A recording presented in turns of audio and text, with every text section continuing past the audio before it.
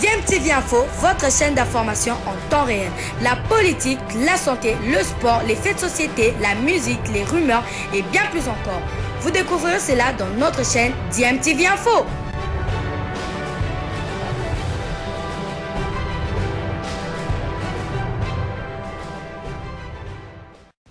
Vous êtes sur DMTV, bonjour ou bonsoir, tout dépend de l'heure à laquelle vous nous suivez. Tout plaisir est pour nous de vous retrouver, mais surtout de savoir que vous êtes nombreux en train de suivre votre chaîne YouTube DMTV. DMTV qui vous propose l'actualité, vous propose également des analyses et des réflexions sur des sujets d'actualité, sur des faits sociaux ou tout simplement sur des réalités que nous observons ici chez nous en République démocratique du Congo. L'actualité reste dominée par les éliminatoires de la Coupe du Monde Qatar 2022.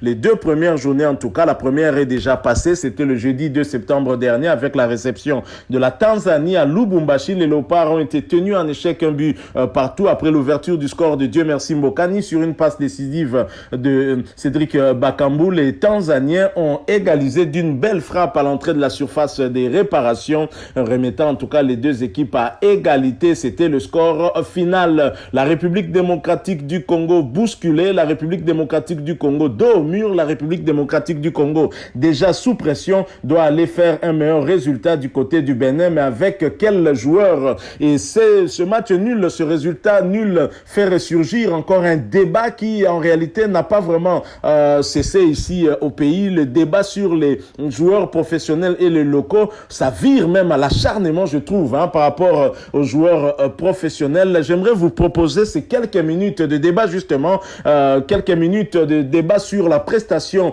des Léopards contre la Tanzanie et qui a justement appelé aussi une fois de plus à cette comparaison entre les joueurs professionnels et les joueurs locaux. Nous allons nous retrouver par la suite pour placer un petit mot et conclure ce sujet. Je vous rappelle que vous êtes en train de suivre DMTV, votre chaîne YouTube. Si vous êtes nouveau ou ancien mais que vous ne vous êtes pas encore abonné, n'hésitez pas s'il vous plaît, abonnez-vous et n'oubliez pas d'activer la notification en cliquant tout simplement sur cette petite cloche que vous verrez apparaître dès que vous serez abonné, parce qu'elle vous permettra de ne plus rien manquer des prochaines vidéos que nous allons vous proposer. Alors suivant, nous nous retrouvons tout de suite après. On va parler plutôt des éliminatoires au Mondial Qatar 2022. La RDC qui a fait un match nul le jeudi dernier face à la Tanzanie au stade Mazembe à Lubumbashi. On va revenir sur cette rencontre, c'est vrai. Les Léopards pourraient quitter le pays ce soir, direction Cotonou. Ils vont jouer le lundi prochain pour la deuxième journée de ces éliminatoires face aux Béninois, justement, Prince Lievenzazi. Bien qu'on a eu du mal à suivre ce match, on a cherché des raccourcis, des moyens pour pouvoir suivre, mais on a fait quand même un effort de voir le premier test d'Hector Cooper sur le banc des Léopards en match officiel. En tout cas, je pense que moi j'ai eu au moins la chance de suivre l'intégralité de la rencontre, du début à la fin, quand les gens se battaient pour aller chercher la chaîne mère qui nous a toujours déçus. C'est pas la première déception d'ailleurs. Et moi d'ailleurs, je m'étais dit, il faut que je sois toujours scotché dans la chaîne de la FIFA pour ne pas être dessus. C'est ce que j'avais pris donc comme disposition. Mais le match officiel de Hector Cooper, je pense qu'un véritable raté. Un raté inattendu, un raté attendu, bon, je peux dire 50-50. Pourquoi? Quand je dis inattendu, puisqu'on s'était dit, c'est la Tanzanie, c'est quand même la RDC qui avait son arsenal de meilleurs joueurs et qui sont très en forme. Et puis 50, un raté, pourquoi? Parce que M. Hector Cooper n'a pas l'excuse à nous donner. Oh non, j'ai vu quelque part où il a dit, après la conférence de presse d'après-match, il a dit qu'il faut lui donner du temps. Moi, j'ai dit, il n'a pas besoin de demander du temps, parce que lui, au moins, contrairement à ses prédécesseurs, il a un contrat d'objectif. Donc un contrat pour qualifier les Léopards à la Coupe du Monde n'a pas besoin d'un report ou encore d'un temps. Donc je pense qu'il s'était préparé.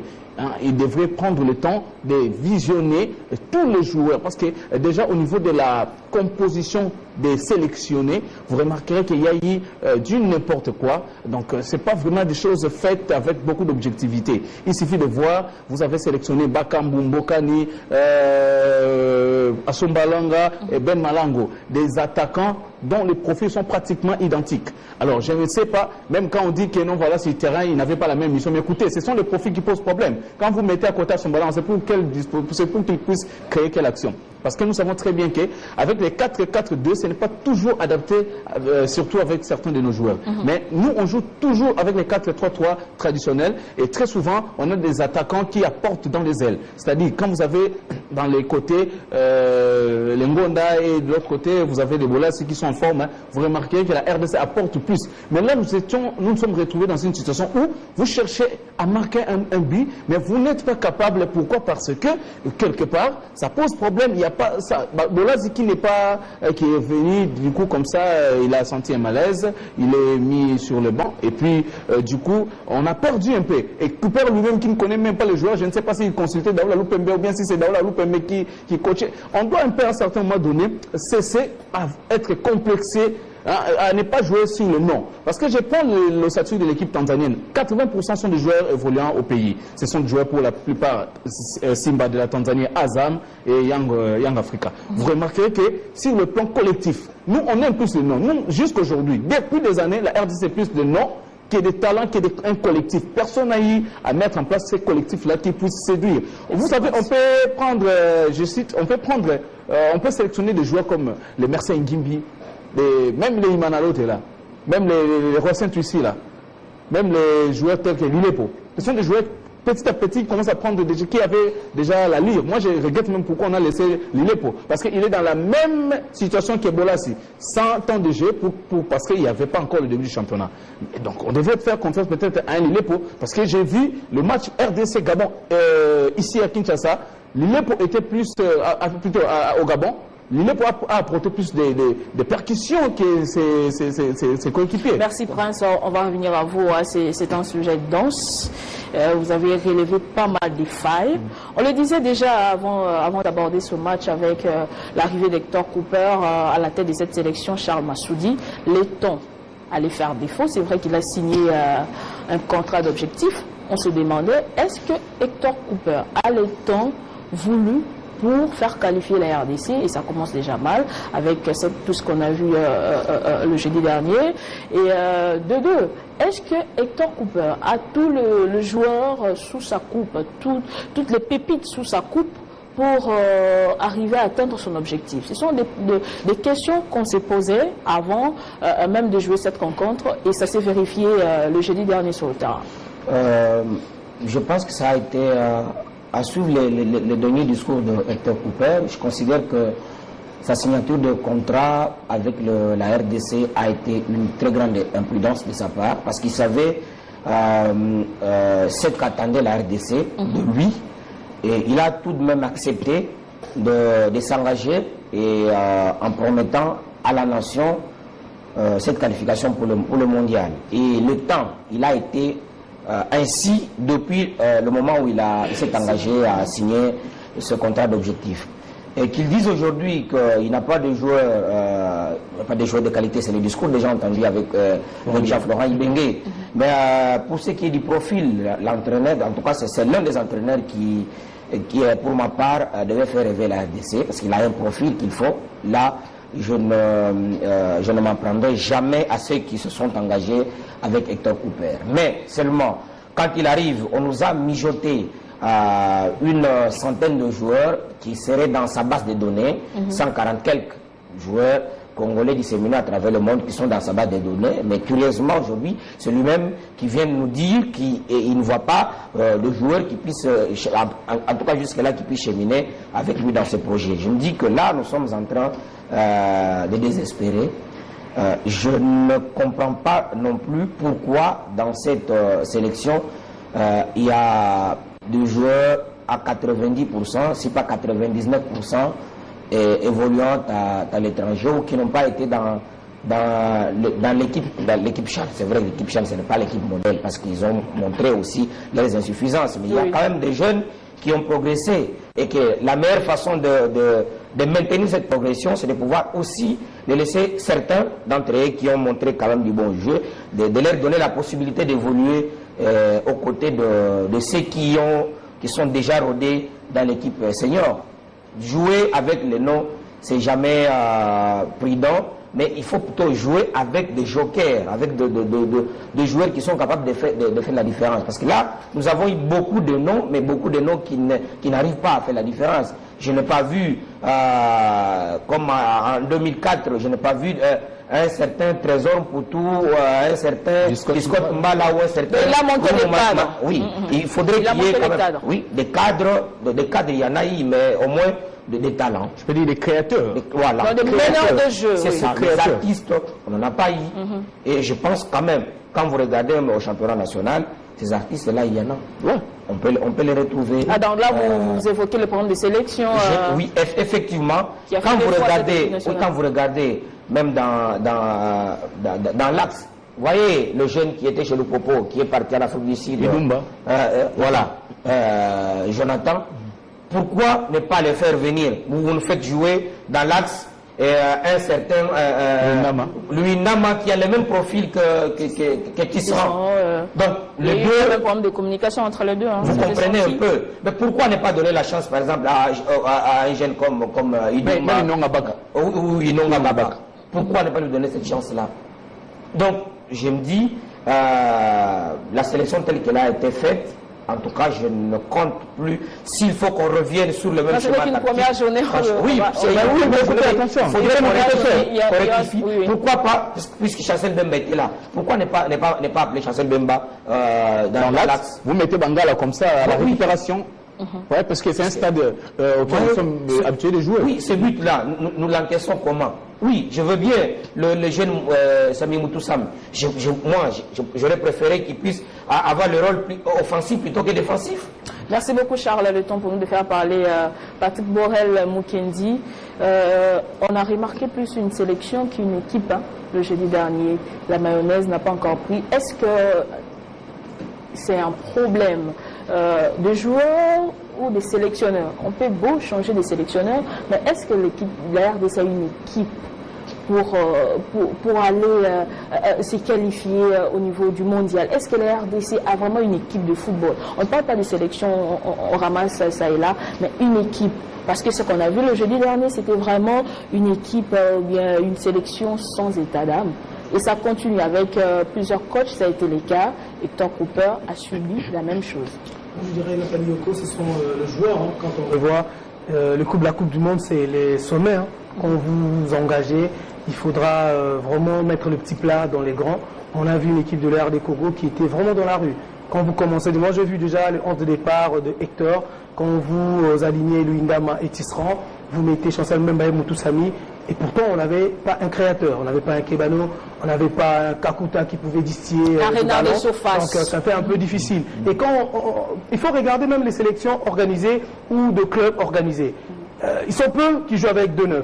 Mais quand Hector Cooper a jugé bon de jouer avec Mbokani Bakambu, c'était une bonne idée, c'était un bon choix. Mais il fallait avoir des latéraux qui pouvaient quand même apporter, venir au milieu, seconder Chancel Mbemba et Moutoussami. Mais ce n'était pas le cas. Même les buts encaissés, vous verrez Ngonda faire un retour là et pourtant il avait même laissé le couloir. Donc c'était un peu difficile. Quand il faut faire un choix dans la vie. Aujourd'hui, on voit même l'équipe du Real Madrid, il y a Nacho, il y a Alaba, il y a Militao. Mais quand on met Militao et Nacho, ça ne fonctionne pas. Le coach a jugé bon de faire revenir Alaba jouer dans l'axe central et mettre Nacho sur le banc de touche. Donc il faut faire un choix. C'est vrai, ils sont trois. Mbemba, Tisserand, Luindama, mais il faut choisir. Il faut choisir. Et moi, je me dis, vous avez un Bangala. Les confrères ont soulevé ici. Vous avez un Bangala. On jouait chez nous. Et le Brésil a gagné. C'était combien? 1-0. On a marqué un but. On pouvait garder ces buts et aller de l'avant. Vous voulez rêver grand, vous voulez... La Coupe du Monde, ce n'est pas seulement dans les dires. Il faut exécuter sur le terrain. C'est leur vie. C'est votre travail. Vous gagnez de l'argent au Congo. Il faut faire le travail sur le terrain.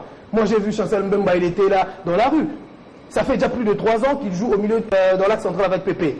Aujourd'hui, après, c'est vrai, il est expérimenté, il joue la Ligue des Champions et vous le mettez directement au milieu de terrain. Nous-mêmes, on a fauté et il faudra rectifier les tirs. Là, moi, j'ai quand même aimé les duos Bakambu et Mbokani. Mais vous pouvez crucifier le match dès l'entame du match avec Apollo. On te donne le ballon, il faut servir les autres, tu rates.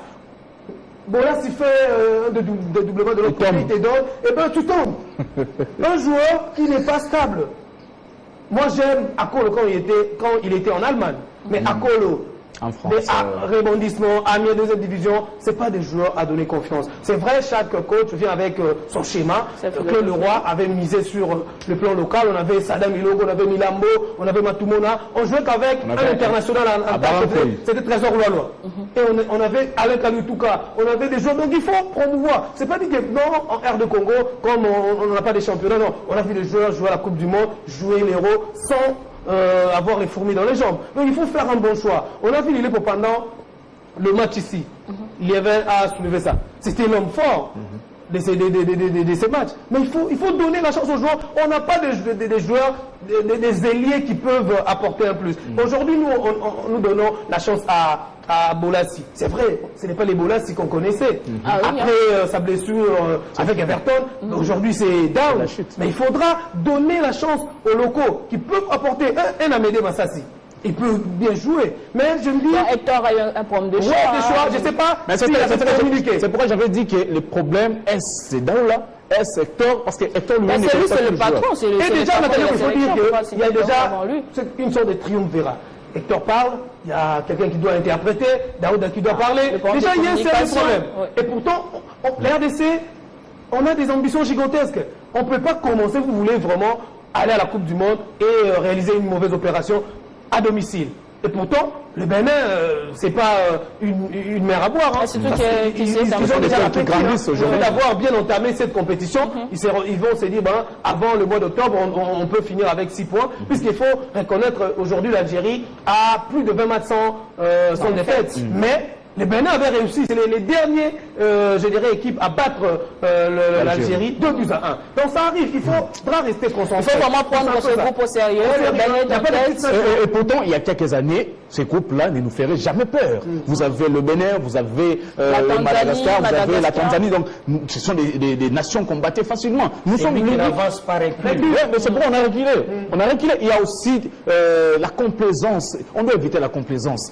Je vous dis, si nous commençons à scruter, même si l'entraîneur a droit de chercher le profil qu'il lui faut, mais il faut juste scruter les critères.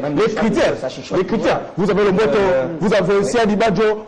C'est-à-dire, ça reste à désirer en termes de choix de ceux-là qui doivent jouer avec la sélection. L'assentiment quand on voit que l'Air des Congo, ces dernières années, tombe dans des groupes...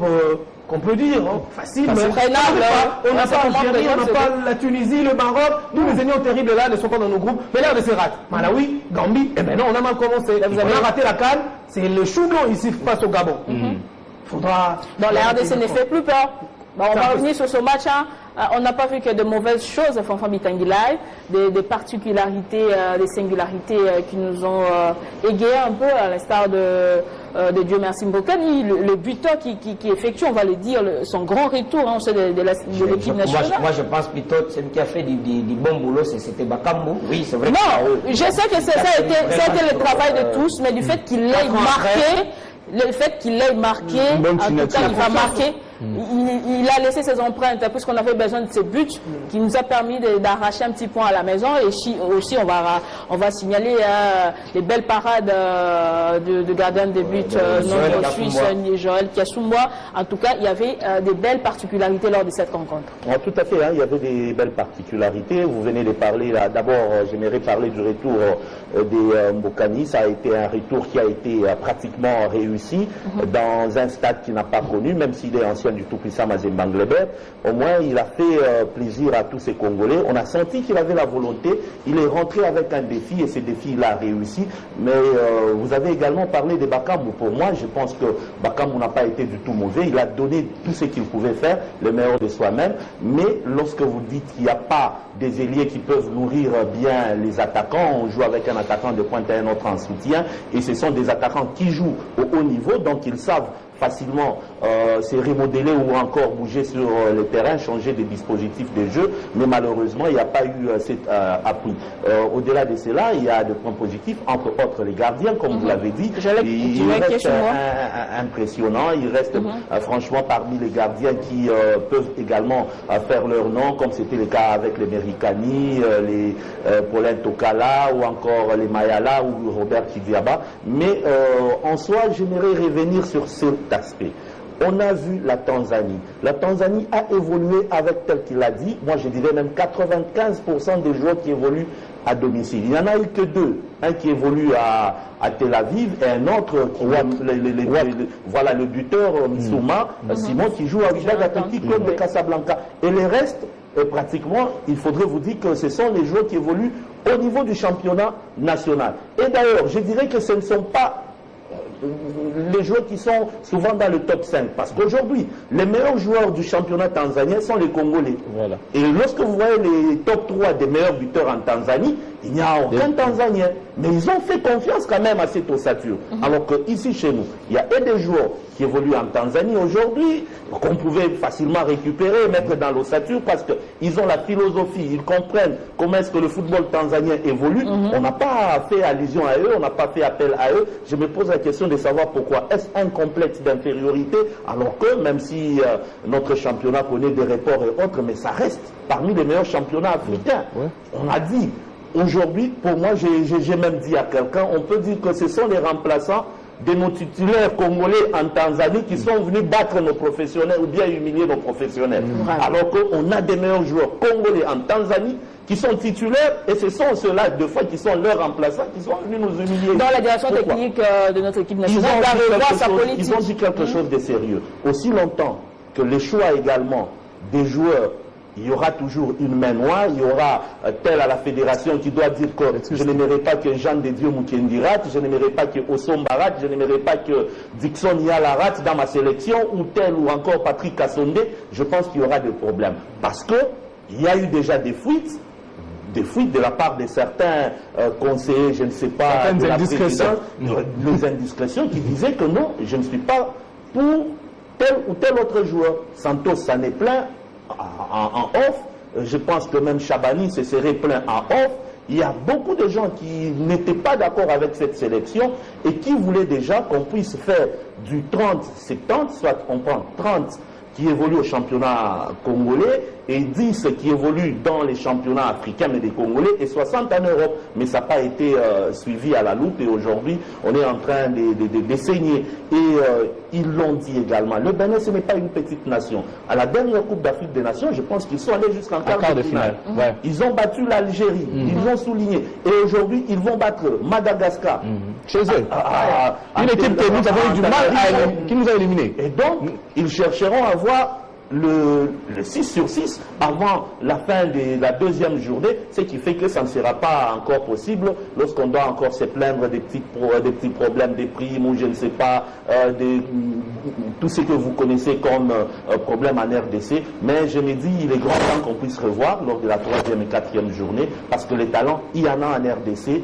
Et on l'a vu pratiquement, même dans les différents championnats africains aujourd'hui, des bons joueurs, ils sont là. Ce n'est pas seulement avoir quelqu'un qui évolue en Europe en deuxième ou troisième division, ou deux fois qui est remplaçant, qu'on devrait venir nous amener. Ça, c'est de l'ancienne théorie des années 80 et début 90, où on pensait que toute personne qui évoluait en Europe valait plus qu'un joueur. C'est comme on nous a amené à une époque quand Songo Kibwe, mon ministre Bandela.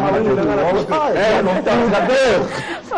fouteur qui savait on l'a ce sont des noms. Aujourd'hui, nous sommes tous. C'est un complexe en fait. Oui, aujourd'hui nous avons la chance de suivre les championnats internationaux et il n'y a pas de joueurs qui nous impressionnent. Donc c'est dit tout ce qui vient de l'Europe est meilleur.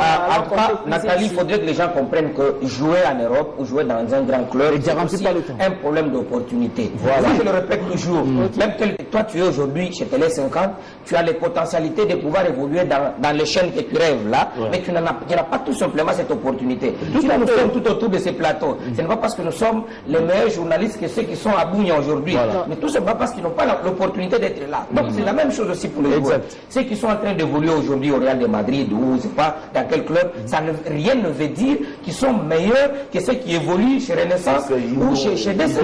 Non, c'est justement un problème d'opportunité. Aujourd'hui, vous avez pas, dites-moi, Gladys Bokessé et les jeunes qui étaient chez Veclub qui est parti à l'Axial qui était d'ailleurs au DCMP qui est venu dans Veclub qui est parti, non pas Bangala, Avadongo. Voilà. Qui on vous présente En tout cas, le profil de 2 joueurs. De 2 joueurs. Vous prenez qui? Jadis Bokesse. Mais il n'a pas évolué en France. Et quel est ce talent-là qui est mieux qu'Mpoutou? Ce talent-là qui est mieux que Yves Diba? Ce talent-là qui est... Parce que nous avons tous... C'est ça le problème. Ça manque quoi? Les Kassoussou là, non. On soit complexé parce que tel évolue à Amiens, il évolue au Paris Saint-Germain. Ça reste d'ailleurs, ce sont des divisions inférieures, généralement. Il n'y a pas... Et ils sont instables dans leur prestation. Ils sont tellement instables dans leur prestation. Moi, je pense, hormis ces problèmes, aujourd'hui, nous sommes en train de récolter ce que nous avons sémé, c'est-à-dire la désorganisation.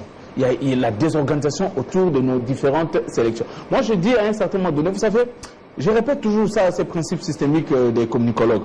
Tout système renferme à son sein ses éléments de destruction. Théorie systémique, c'est un cours en communication. C'est-à-dire que déjà le système Omari et la manière de faire, c'est rester bâclé. Il faut balayer le système pour avoir de nouveaux acteurs. Et ce sont ces acteurs-là qui vont permettre à ce que... pour l'ombre de Marie continue à planer. Quand je dis l'ombre de Marie peut ne pas planer, mais les comportements, c'est un comportement, c'est la socialisation. C'est justement ça le système qu'il a mis en place. J'ai le complexe aussi longtemps qu'on continuera à traiter les conséquences alors que la cause est connue, on n'aura pas de bons résultats. Et aujourd'hui, moi je commence à me dire que les élections avec des bons candidats, des bons acteurs à la Fédération congolaise de football restent pratiquement... je peux dire la priorité. Et même à la Linafoot, j'ai dit à quelqu'un, vous voulez commencer parce qu'on a des interclubs? Non. Je pense qu'il est temps d'abord d'avoir un bon système. S'il faut qu'on rate ces interclubs cette saison, eh bien qu'on les rate, mais qu'on ait au moins de bons acteurs qui vont nous conduire 5, 10 ans après. Un comité élu aura des comptes à vous rendre. Voilà, nous sommes de retour. Vous venez de suivre là cet extrait qui vous a en tout cas donné une idée sur ce débat qui continue toujours à être très très houleux ici en République démocratique du Congo et qui revient à chaque fois qu'au niveau de l'équipe nationale A, il y a peut-être un résultat, un mauvais résultat ou un résultat mitigé. Bon, je commence à trouver que c'est de l'acharnement par rapport aux joueurs professionnels, même si je suis d'accord avec eux lorsqu'ils parlent notamment de certains joueurs qui ne mériteraient pas en tout cas d'être titulaires en équipe nationale. Un joueur qui joue en Ligue 2 française et qui n'est pas titulaire, je crois quand même que pour le haut niveau que nous recherchons, pour la compétition internationale la plus grande, la Coupe du Monde, il faut quand même des joueurs qui ont beaucoup de temps de jeu et dans le haut niveau. La Ligue 2, c'est vrai que c'est aussi professionnel, mais quand même, à la limite, il faudrait quand même être titulaire aussi. Alors, on a été battu par une équipe de Tanzanie à 95% composée de joueurs locaux. C'est vrai que ces derniers temps, je ne saurais dire que le championnat congolais est plus supérieur au championnat tanzanien, tellement on a vu ce qui s'est passé entre l'ASV Club et Simba SC. Le club tanzanien ont nettement progressé. Ils sont en train de damer d'ailleurs le pion au club congolais en nous privant de meilleurs de nos joueurs. Les clubs tanzaniens qui recrutent des joueurs ici en République démocratique du Congo, ce n'est pas pour rien. Peut-être qu'il y a une meilleure organisation de ce côté-là. Alors, la manière dont on soulève cette question de professionnels, de locaux, une préférence des joueurs locaux, ça me choque, ça me gêne un tout petit peu. Et on ne parle même pas du championnat d'Afrique des Nations où on a vu ces joueurs locaux justement se produire. La manière dont on a été humilié par rapport aux Camerounais, on a joué même dans la phase de groupe, on n'a pas fait montre d'une très grande qualité lors de ces matchs de groupe. On s'est qualifié difficilement avec des matchs nuls. C'était compliqué